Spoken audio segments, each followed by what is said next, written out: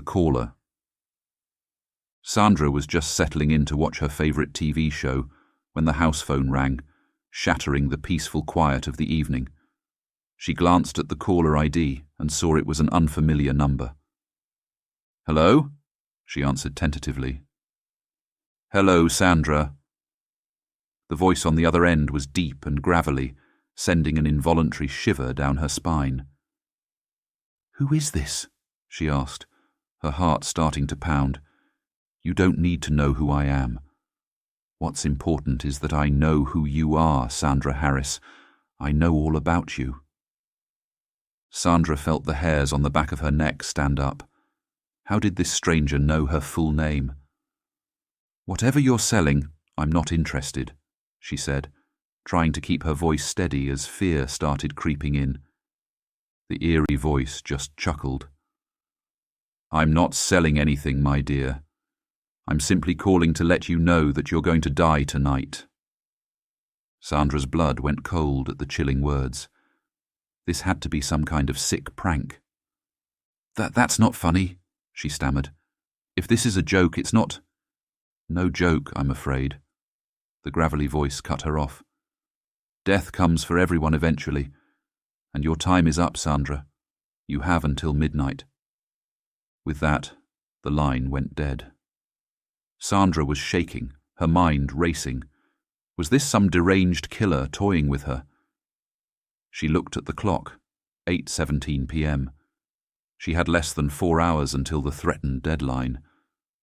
Adrenaline coursing through her veins, Sandra grabbed her purse and keys and ran out to her car, peeling out of the driveway. She had to get somewhere safe, somewhere public with lots of people around.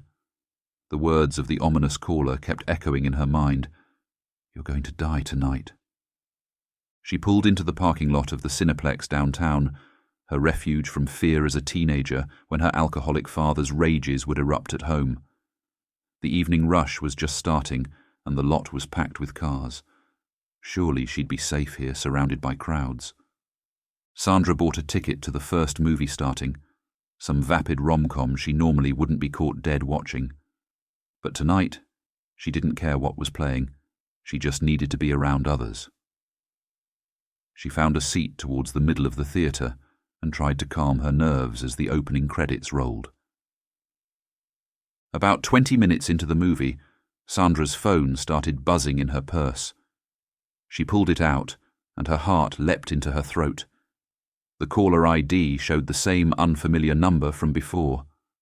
Her hands trembling, she rejected the call, but it started ringing again immediately after.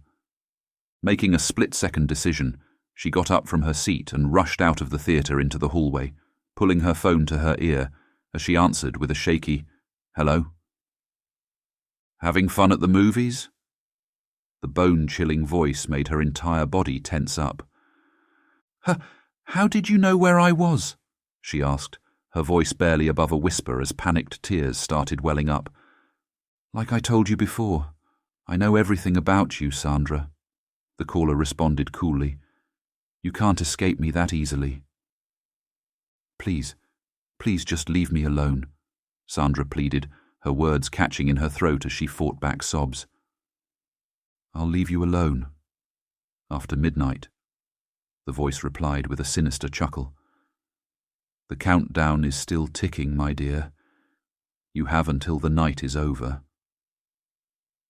The line went dead again, and Sandra crumpled against the wall, gasping for air as the stark terror overwhelmed her. This was no prank. Whoever this person was, they were determined to torment her until the threatened deadline. But how could they possibly know where she'd be? Did they have her place bugged somehow? She pulled herself together enough to head for her car, needing to get as far away from this place as possible. As she merged onto the highway, her phone rang again with that same unknown number. Taking a steadying breath, she answered through the hands-free speaker. "What do you want from me?" Her voice was tinged with despair and exhaustion. "You're a hard one to track down, I'll give you that," the sinister voice responded. "But I have to admit, I'm enjoying this little game of cat and mouse." "If you're going to kill me, then just do it already!" Sandra shouted, surprising herself with the sudden outburst of anger amidst her fear. "Stop dragging it out and tormenting me!" The caller let out an unsettling laugh that chilled Sandra to her core. "Kill you? Is that what you think is going to happen? Oh no, my dear. Your death will be far worse than that." Sandra's hands gripped the steering wheel until her knuckles turned white as icy tendrils of dread snaked up her spine. "What are you talking about?" "I am not just some deranged mortal killer," the voice replied, taking on an even deeper, more ominous tone. "I am the force that awaits you after death, the endless void of eternal damnation. Tonight, your soul becomes mine, Sandra Harris." Sandra's blood turned to ice in her veins as the full weight of the caller's statement hit her. This was no human stalker. This was the devil himself laying claim to her eternal soul. She opened her mouth, but no words came out as paralyzing terror overtook her ability to speak or even think clearly. "I can see the despair and realization dawning within you," the demonic voice continued. "You now understand the true depths of danger you face this night. No earthly safe haven can protect you from my grasp." Hot tears streamed down Sandra's face as her breathing became jagged and uneven. She was trapped on the highway, surrounded by other unsuspecting drivers oblivious to the horror she was enduring. "Please," she finally managed to choke out amidst her sobs. "I'll do anything. Anything you want, just please spare my soul." The deafening silence that followed was more petrifying than any response could have been. Sandra stole a glance at the car clock, 10:47 p.m., less than an hour and 15 minutes until the threatened midnight deadline. "I'm afraid it's far too late for bargaining, my dear Sandra," the demonic voice finally responded, laced with wicked satisfaction. "This night has been a long time coming, the culmination of many lifetimes of sin and decadence you have indulged in."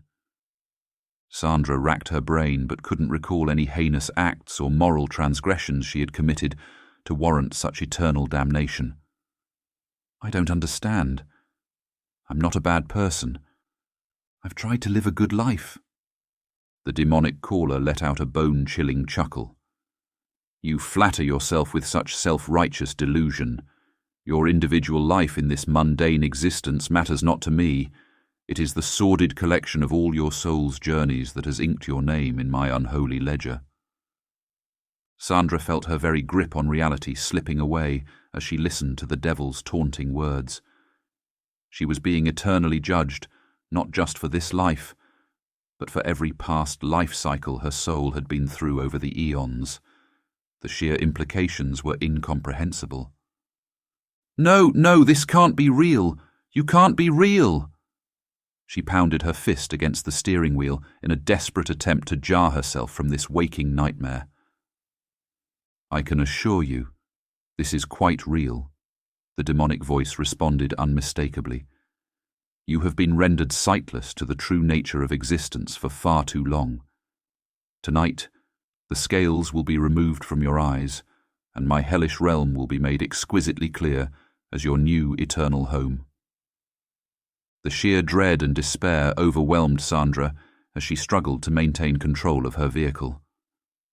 All those times she had naively discounted superstitions or tales of the supernatural. How wrong she had been. The devil was real, an immortal force of malicious evil, and he was coming for her soul. She looked up at the highway signs. She had no idea where she was or how long she'd been driving. Panic and fear had disconnected her from all sense of time and place, as the demonic menace had firmly seized her consciousness. Her phone started ringing again, nearly causing her to veer off the road before she could check the caller ID. It was an unfamiliar number again, not the devil's familiar one this time. Some small part of her still clung to the rational hope that it was just a regular call, some small shred of her normal life still intact before the nightmarish deadline. With trembling hands, Sandra answered the call. "Hello?" Sandra? Oh, thanks goodness I reached you. It was her best friend Janice's voice on the line, the sound of slight static crackling in the background. Janice! Sandra's voice broke as the briefest flicker of relief washed over her before the demonic darkness came crashing back. She glanced at the clock, 11:27 p.m. Hey, sorry for calling so late, Janice continued in her usual cheerful tone, oblivious to Sandra's inner turmoil. I'm actually out in the middle of nowhere right now. My stupid car broke down on County Road 7. I'm getting no cell signal out here and the battery is draining fast. Do you think you can come give me a ride? Sandra fought back the crushing despair threatening to overwhelm her as she struggled to respond. Part of her was tempted to unburden the truth, to confess to Janice the existential horror she was grappling with in these final moments before her eternal damnation. But what good would it do? Her closest friend would surely just think she had lost her mind. And deep down, Sandra knew the devil's words rang with unmistakable truth. There was no escaping her dreadful fate. Best to keep Janice blissfully unaware as she said her final goodbyes. Yeah, I can come get you, Sandra managed to reply, her voice shaking. Where exactly on County Road 7 are you? As Janice relayed her rough location, Sandra felt an eerie chill as she realized she was actually heading in that exact direction, away from the city on a dark rural highway. Was this just another cruel game by the demonic forces toying with her?